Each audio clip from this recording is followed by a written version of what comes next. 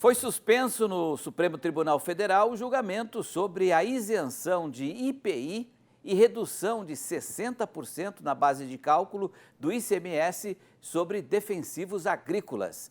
A análise do tema será feita futuramente de forma presencial no plenário da Corte, onde os ministros vão reiniciar os seus votos. Para entender melhor esse tema, o nosso repórter Márcio Fontinelli conversou com um especialista em direito tributário e agronegócio. Vamos acompanhar. E a discussão gira em torno justamente da essencialidade. O PSOL, que entrou com essa ação no STF, afirma que os defensivos agrícolas podem agredir a natureza, portanto, não deve fazer parte desse benefício tributário. E para a gente entender um pouquinho mais como é que tudo isso funciona, a gente vai conversar agora com Ralph Melles, que é especialista em agronegócio. Ralph, obrigado pela sua participação. E o primeiro ponto que eu queria entender é justamente isso.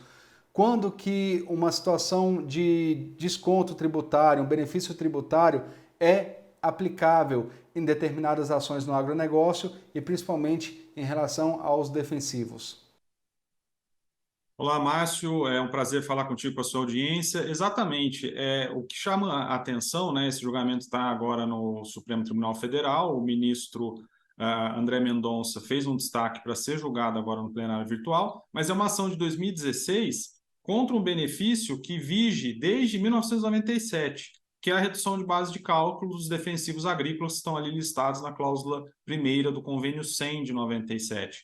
E também o critério de essencialidade e seletividade no caso do IPI.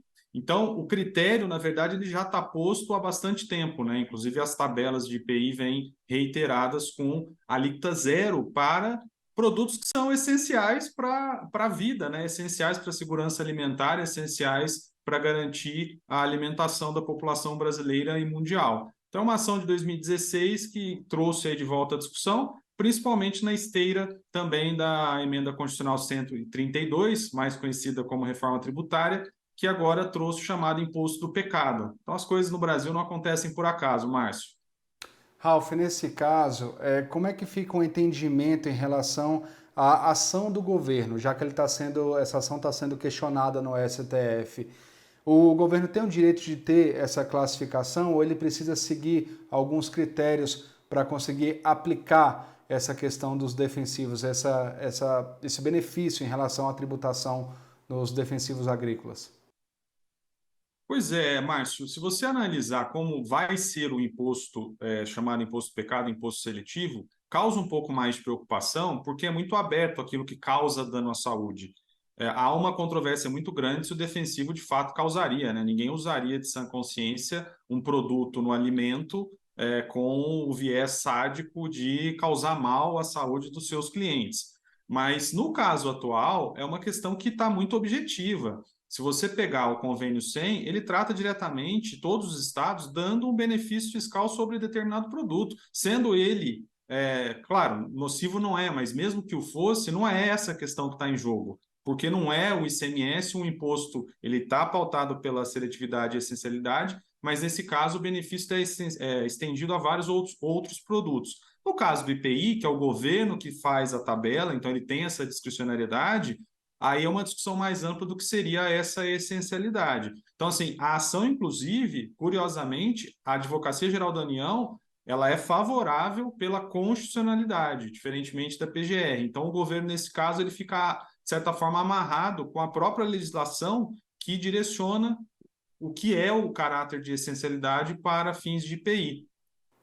Ralph, essa ação pode ser questionada posteriormente, ou seja, caso o STF julgue inconstitucional e não permita, o governo pode recorrer a isso ou fica uma situação transitada em julgado e, nesse caso, se torna uma referência, uma jurisprudência para outros tribunais e aí o governo ficaria com as mãos atadas?